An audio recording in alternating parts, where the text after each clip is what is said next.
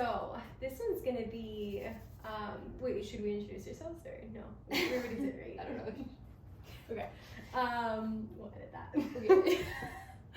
Woo! So this one's actually gonna be a hot topic. I think it's gonna bring us back to memories that we obviously don't want to remember, but we want to make this podcast all about like fun and having a good time.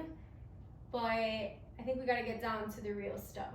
Yep. And I think it's very important for us to obviously spread awareness, but also talk about both of our stories.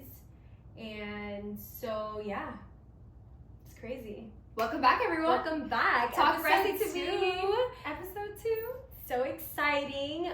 Thank you guys so much for like all your feedback and for viewing our podcast. Yeah. But yeah, thank you guys so much for the love.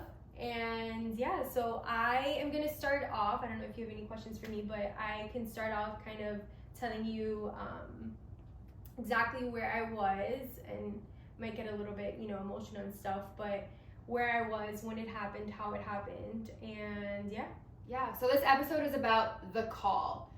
The call, where we found out we had cancer, and the days leading up to it, what happened, and then what we did afterwards. So Steph's gonna tell a little bit of her story first. So it was November 2021, and I remember this day so vividly. I was feeling like I was having like a lot of pain under my armpit, and so I was taking like a lot of ibuprofen and Tylenol for like days. And my husband was like, this is not normal, do you have any pain, like what's going on? And I remember just saying, I don't know, but I feel like I need to get this checked out. So I remember calling my gynecologist and telling her, I know you saw me like about a month ago, but I'm having this pain under my armpit. It's very weird. So I want to get it checked out. And so she said, absolutely, come on in. And so I went in, her nurse practitioner saw me, and she's like, we need to send you to the diagnostic center. And I'll never forget, I drove over there. I was like listening to Taylor Swift. I will literally never forget this. Huge Swiftie. And so I had my biopsy. I remember it hurting like hell. It was like the worst pain I think I've endured all throughout like all of this. Like if people were to say, oh my goodness, you went through chemotherapy, you went through liver ablation, you had double mastectomy, you had all these things, like it must have been so painful. No, that biopsy was the most painful thing ever. And so I remember sitting in this room with just like a bunch of older women, and a bunch of these women were getting their routine checks, they were getting their mammograms, and others were being newly diagnosed with breast cancer. And so I was laying down, they were scanning me, and the technician just like left and didn't even tell me anything, and I was like, oh shit. I was like, this is like not good. And so she's like, I need to get the radiologist. So whatever, the radiologist comes in and she's like, there's something that's suspicious for breast cancer. Do you have support? And I remember just saying, oh my goodness. You just gave me the chills. So it was like so crazy. And then circle back to 2 days after, I was driving. I don't remember where I was going. And I remember receiving the call, and my GYN called me and she was like, Mama, it tested positive for invasive ductal carcinoma. And I just remember stopping, pulling over, and saying, oh my goodness, I just got diagnosed with cancer. So the first person I called was my nail lady. Why your nail lady? Because I was like, I don't know what tomorrow holds, so I better look cute.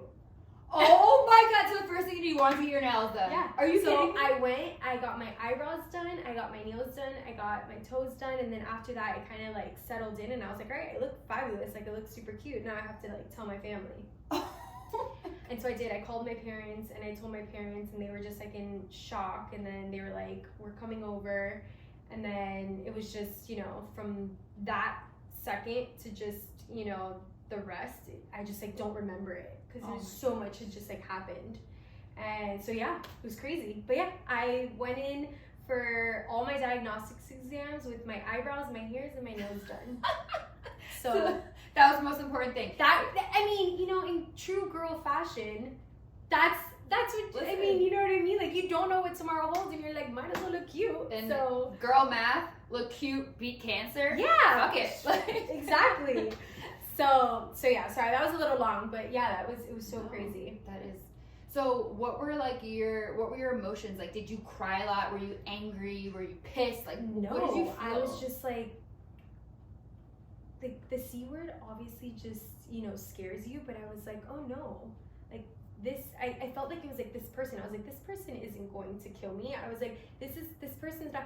I was more worried about how my family felt than how I felt. Yeah. You know, seeing your family member, you know, hurt or, you know, upset just makes, you know, it makes everything so much worse. And I remember just telling my parents, and I still have this text message, like, we're gonna get through this.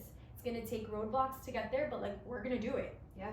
And so no crying, no, you know, that night I held a party here at the house with my closest friends, and nobody knew what was happening. And I didn't tell anybody anything, and I was like, I'm gonna party, like I'm gonna have a good time. And so we did. And then I told them after the fact, and it was like, it was really sad, you know. That's crazy. So at what point did you get your diagnosis? Because I know, like, you got the biopsy. They said you had cancer, but So when 2 did you days find- after. So 2 days after. What did they tell you?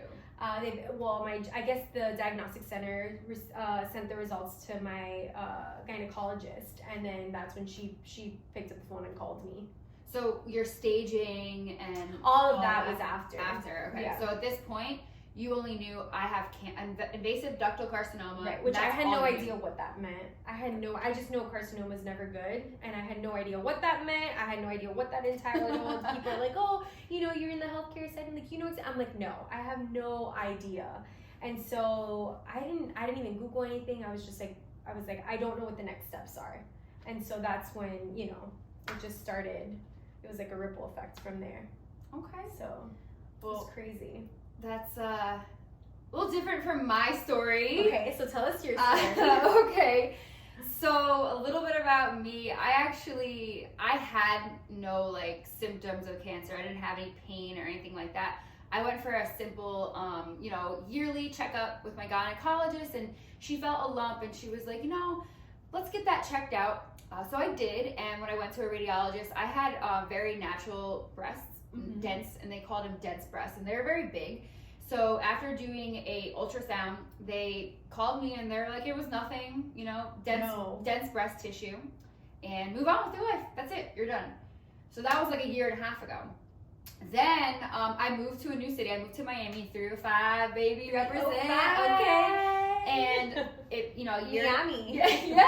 I needed to find all new doctors because I do every single year. I go to my doctors. I always did. So I got a new doctor, a new OBGYN, and she felt the same lump. And I told her, oh no, don't worry about it. About 6 to 8 months ago, I already had that checked out. And she was like, okay, it's okay, but for a peace of mind for myself, can you please go? So I was like, okay, no worries. I had scheduled to go, and then my car, like, something happened with the battery, and I didn't get to go right away. I went on a work trip, and then finally came back. I was like, all right, I really have to go. Like, something inside me was like, just freaking go.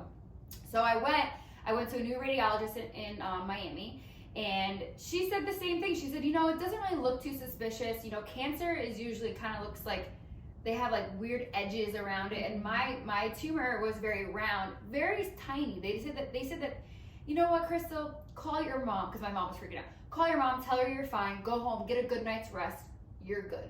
Wow. So, you know, I was like, all right, breast cancer doesn't run in my family. I knew nothing about breast cancer, nothing.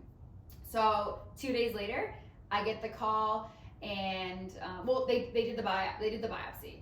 And did that not hurt? the biopsy? No, it didn't. It was weird. Like, it was just like sound like a chainsaw. I'm so proud of you. Like zzz, and I was just Yeah. like, so no, it didn't hurt. It didn't feel good. It wasn't horrible. Yeah. But I also had my doctor was amazing. The MA or the assistant, I wrote a review about her because she literally was holding my hand. She was rubbing my head. Like, she was like, honestly, the best woman I've ever met. Her name was Maria. So if I could Shout find out to you, Maria. yeah. So she told me I was fine. Don't worry about it. 2 days later, I get the call. I remember I'm at my desk, and she says, you have invasive ductal carcinoma. And Crazy. I am so sorry. I know that I saw your report and I told you were fine. She felt really bad. You know, it is what it is.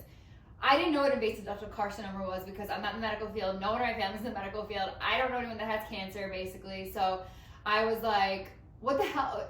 At the end, I blacked out and I was like, wait, are you telling me I have cancer? And she's like, yes. I'm like, what the fuck? Like, I had no idea. Why can't they just be like, you have kids? Like, why can't All the why crazy can't they be like, invasive ductal carcinoma? Yeah, crazy. I was like, invasive, what the hell? You know. You're right. So I didn't know what to do. So I just I was ugly Kim K crying really hard. Sure. And I'm in Miami, like my family's in Palm Beach. So I just hopped in my car. That's all I knew. I called my boss and I was like, I have cancer. I don't know what to do. I gotta go. And he's like, okay, just go. So I hopped in my car on my way to Palm Beach where my whole family lives. I called my brother. My brother is a paramedic firefighter. Okay. And he's, I figured he would know what to do. I had to tell my parents, but do I show up at my parents' house, tell them in person? Do I call them on the phone to tell them? Like, what do you do? What's the right thing to do? Yeah. And I felt like the right thing to do was to call my mom, and let her know to prepare her before I went to her house so that I know my parents are emotional. They can get their cries out. My dad's very tough. He can get his cries out so that when I get there, I go in there with like this mentality, like, We got all it. right, We got it is what it is. Right. Ugly cried so freaking hard I can't even explain it until I just realized, okay, that's it. I gotta beat this shit. I'm in survival mode right now, and then the tears just like went away. Yeah. So that's how I found out. That's so crazy. That's so Yeah. crazy. And how did your family take it? We were so confused. Everybody was so confused because it's You don't have obviously- family history. No one in our family. I have a cousin whose mom has it, and Okay. she's close with my mom, so we called her immediately, got some advice. I had a girlfriend growing up back in New York, and she went through it at a young age too, so I called her. So I got some advice from them, and then basically hopped on social media and found a couple other people. I've talked to women in their 80s, Wow. 60s, 70s, mostly older women, and then I found you and a couple of my other girls in Miami that I got really close with. They're going to be like my sisters for life. Yeah, that's awesome. And what age were you when you were diagnosed? I was diagnosed 33 years old in May 2023, so almost coming on a year. It's crazy. Yeah. So Wow. It's so crazy. No, it really does. It like brings back so many bad memories, but also I think it's important for, people to like us talk about it, but we would love to, hear your stories as well. And comment below, tell us your story. We're very interested in, feedback and stuff, and we hope you like. yes, see you in the next episode. Talk breasty to me.